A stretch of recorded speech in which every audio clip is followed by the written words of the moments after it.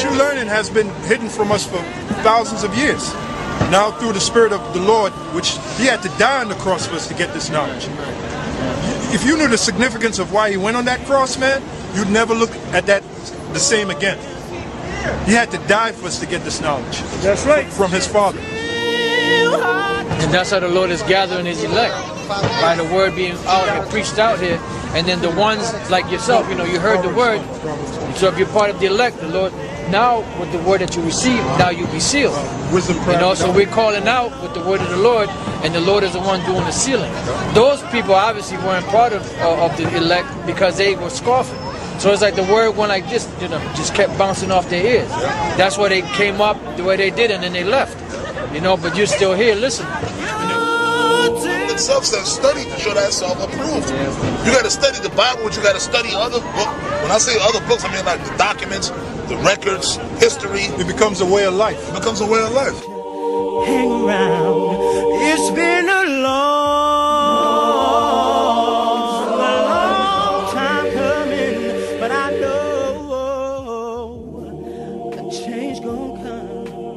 Oh, yes it will. All right, Shalom. First and foremost, I would like to give all praise, honor, and glory unto Yahweh, Bahashem, Yahweh Shah, Bahashem, Kakwadash.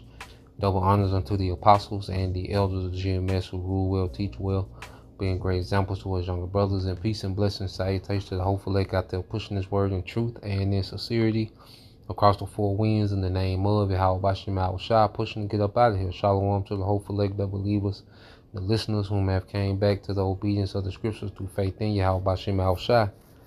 All right, and at this point, you know, it's just embarrassing, man. You know, you niggas are embarrassing. You know, but this is expected, you know, because there's no thing more predictable than a nigga. All right, as we understand the enchantments that this devil has on our people, all right, you can pretty much tell how Jake is going to react, all right, to these psyops, okay, and the enchantments that Esau is putting out, okay. So this whole Kamala, all right, wave that our people is riding, okay, which shows you that our people don't have a clue of what's going on. Niggas don't have a clue of how the earth works. Niggas don't know how things work around them. Niggas are just here. Jake is just, you got 2/3, they're just here for Jacob's trouble. Okay, they're completely oblivious to anything else but folly and degeneracy, man. Okay, so I'm gonna play this. Like, we're not gonna waste a lot of time, man. All right, I'm gonna play this, and this is Kamala. I guess she had a speech. All right, and she brings out Meg the Stallion. Okay, the question mark, Meg the question mark, and Quavo. All right, a degenerate nigga. Okay, so let's look at this madness, and then we'll get a precept, man. We'll get a few precepts, man.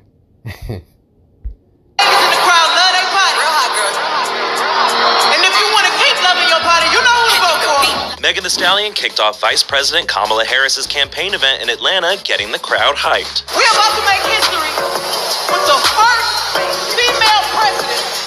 Hotties for Harris. She even shared some backstage fun with the VP. What do you have to say to the American people? We are not going back. But she wasn't the only one getting the crowd hyped. They showed off their excitement singing along to Kendrick Lamar's Not Like Us.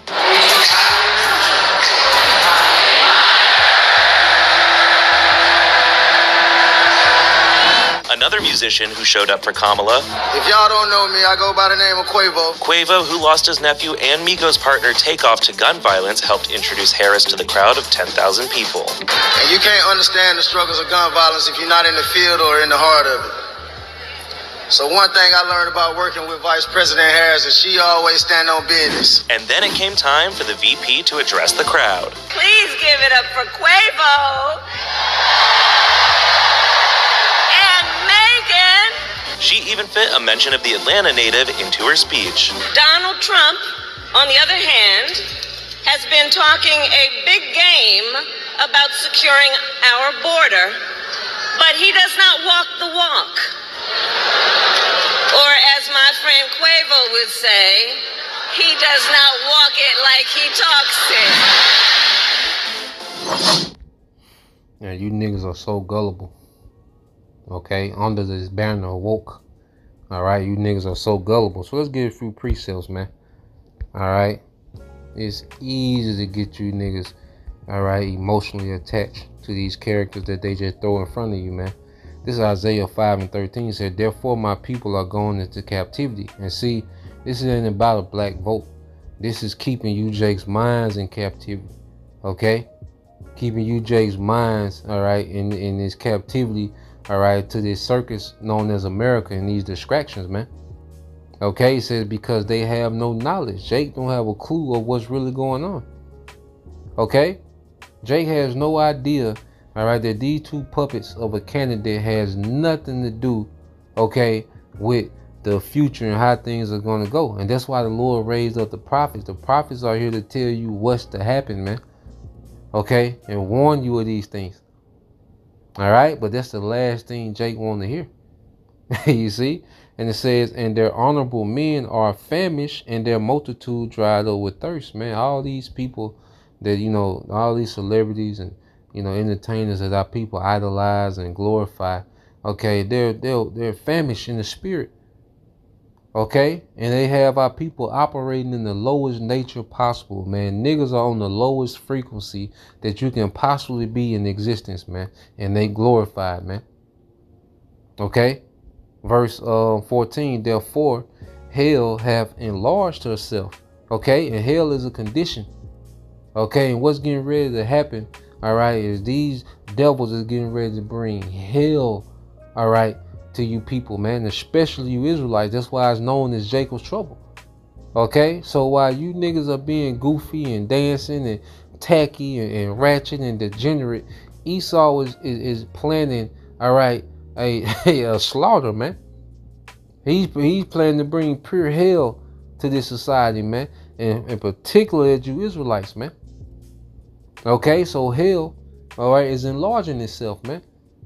You see, it says, and open her mouth without measure, and their glory and their multitude and their pomp, which is their pride, he that rejoiceth shall descend into it.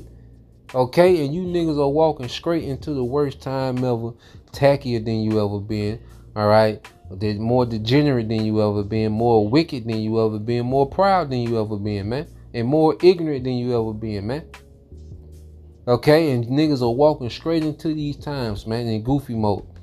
All right, verse 15, and the mean man, all right, shall be brought down, and the mighty man shall be humbled, and the eyes of the lofty, all right, shall be humbled, man. The Lord is finna humble pride in the earth, man, beginning with Esau, Edom, to the least person that has pride in the earth, man. Okay, these are the times that's coming, a great humbling, man, and you see the spirit that niggas are in, man. Okay. it is not surprising, man. You know, there's no way at this point. There's absolutely zero expectations for a nigga, man, and a nigga woman. Okay, so yeah, man. Hey, we're just watching our people walk straight into a slaughter with no clue, you know, and they ignore the prophet, so their blood is on them. All right. So Lord will you edify till next time I say shalom.